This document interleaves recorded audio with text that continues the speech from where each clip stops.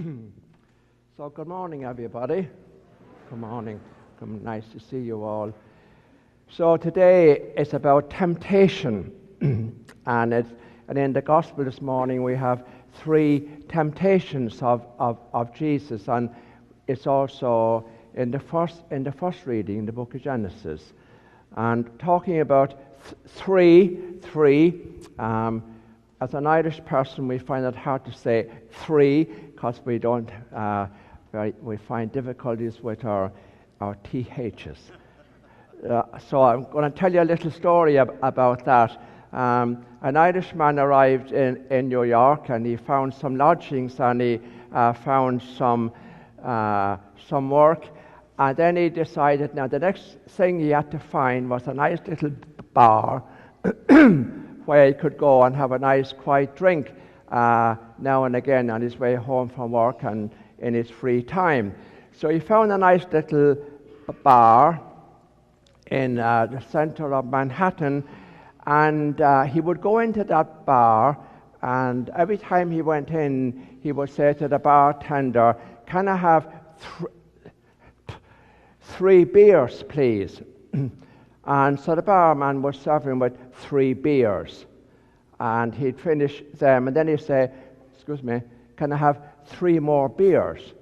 So after doing this a few times, the bartender asked him one day, "Why do you always come in and ask for 3 beers?" "Oh," he said, "I can tell you why. Before I left home, I have 2 brothers at home, and we made a promise to one another that whenever we went for a drink, we'd buy one for one another or for each other." Oh, the bartender, what a beautiful thing to do. That's really beautiful. So this continues for a while, and then sometime during spring he comes in and he says, "2 beers, please." And the bartender serves him, and he says, "2 more beers, please," and the bartender serves him. And then the bartender came over and said, "I'm very sorry," he said, "has one of your brothers that died?" And the Irishman said, "Oh, no," he said, "it's nothing like that. You see, it's Lent, and I never take a drink myself during Lent."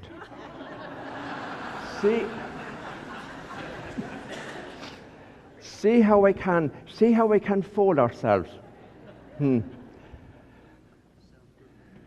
Yeah, typical Irishman, right?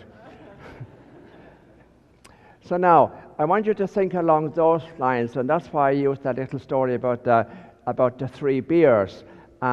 Jesus in the gospel that this morning, there was 3 main temptations there. Now, so we're going to be thinking a little bit about temptation today and sin, unfortunately, because we're into Lent. When you think of temptation and sin, where does your mind normally go? I'm not going to ask you to answer that out loud, but where does your mind normally focus? Because normally when we think of sin and temptation, we're always, be honest, it's 9 times out of 10 we think it's something sexual, right? I'm pretty certain in saying that, and we think, yeah. But you know something? That was never the focus of what Jesus spoke about. And Jesus wasn't against moral sexuality, but don't misinterpret this phrase, but Jesus wasn't really into sex, put it that way. He rarely spoke about it. He had a great regard for prostitutes and sinners. And Jesus even said once, he looked at the people and around him, and especially the scribes and the Pharisees who were so rule-oriented, and said, "Prostitutes and sinners are getting into heaven before you." So 9/10 of the gospel was about what we might call using the number 3 was about the 3 P's. The 3 P's. Anybody know what they are? The 3 P's. And this is what most people, this is the sin. These are the really serious sins. You see, for a long time in the church, and it still happens actually, and I presume, and again I don't feel I'm wrong, that there are people here at Mass this morning who, maybe through no fault of their own, their marriage failed. And they're in a second relationship, or maybe in a third relationship. And I bet you any money, very often when you come to church you feel uncomfortable. Maybe, and I hope this doesn't happen, maybe you feel you can't even approach the altar for Holy Communion. And it's not your fault that you think like this, because we are always preaching about, one time, and I hate using the word, but we regarded people like that who are separated and remarried or had found real love for the first time in their lives. We looked down upon them, and they were excommunicated. They weren't allowed to go to the sacraments. This was the church. That wasn't what Jesus was into. Believe me, Jesus wasn't into that. 9/10 of the gospel was about something totally different, the major sins. And they're never mentioned.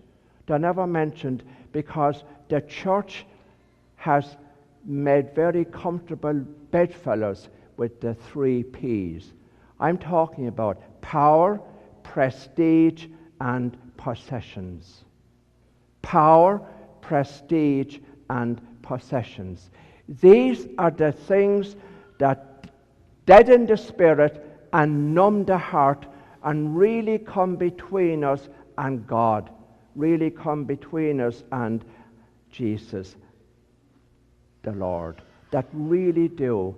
They deaden the spirit, they numb the heart. These 3 things. Power. Now this is for all of us, and I'm included in this. Power. Well, you might think, well, I don't have any power. Oh, hold on a minute. Do you like to be in control? Do you manipulate people?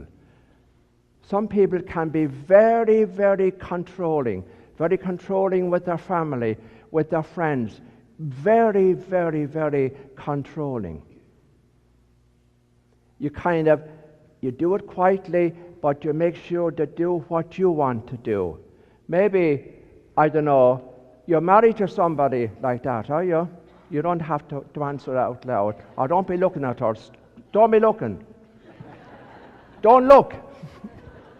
But you quite possibly, you may be. Prestige. Do you worry about what people think of you? Do you worry about your appearance all the time? Is it important to you where you live, or what area you live in, what your home is like? Do these things, be honest, are these things that really matter in your life?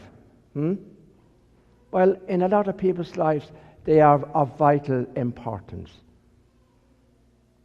Power, prestige, possessions. Now, there's a one, and we all have to look, and it's painful. It's painful to really look into your own heart. How important are these things to me? How important is money in your life? Be honest. How important is money in your life? A lot of people will not like to admit it, but money is of vital importance. Sometimes a lot more important than God. Money.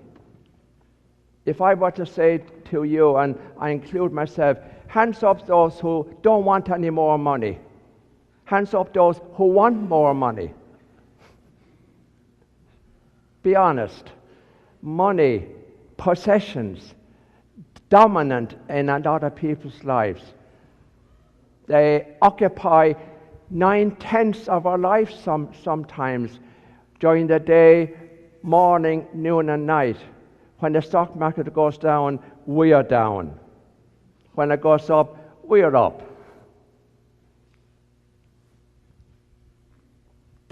They're the things that Jesus is talking about, the 9/10 of the gospel. Read the Sermon on the Mount, read Luke's gospel, read Matthew's gospel, and you'll find 9/10 of the gospel is about this. And look at the church. I mean, we're all part of the church. The church is in to power, prestige, and possessions. Now, I say it against myself, but a lot of priests, and maybe I am too, possibly, can be very controlling. Very controlling. They like the power. I'm in charge. You can't do anything without me. Prestige. Possessions. Just look at the church. Just pick out one. Prestige. Now, it's painful to talk about it, but it's a fact. The scandal of child abuse. What did the church do? They were more worried, they were more worried about the institution and the standing of the church and the good name of the church very often than the victims. Now that's painful to admit, but it's a fact. And it's still happening to this very day. There are many bishops in the church who will not take their responsibility when it comes to that. And the first thing comes to their mind is, we must guard the good name of the church. Am I right or wrong? That happens. It's happened here. It's happened here. It's happened in... That caused more scandal in Ireland than any place else. They just would not admit they had a problem. Would not admit the hierarchy that there was a problem, and there was a major problem, and it's still an ongoing problem, believe me. You only need go to Ireland, look at the mass attendance, look at what's happening there. Prestige. Prestige. These are the things that Jesus spoke about. Jesus had all the time in the world for those who came before him and said, "Have mercy on me, O Lord, because I am a sinner." You're never as close to the Lord as when you can come to him and humbly say, "Have mercy on me, O Lord, for I am a sinner." They're the real friends of Jesus. They're the real good, wholesome people who admit their faults and their sins. And how we can be blinded to those things. Just to finish off, to lighten the subject a little bit. There was a priest out on a sick call one night, late at night, and he was making his way home back to the rectory. And suddenly he felt a knife in his back and a guy behind him saying, "Your money or I'll stab you." And the priest was very scared. And he looked around, and the guy behind him saw his collar, and he said, "Oh, I'm sorry, Father, I didn't realize you were a priest." And at this stage, the priest naturally was shaking. So he put his hand in his pocket and took out a packet of cigarettes to ease his nerves, and he offered one to the guy with the knife. And the guy with the knife said, "Oh, no, thank you, Father, I've given them up for Lent." See, see, you can't win, right?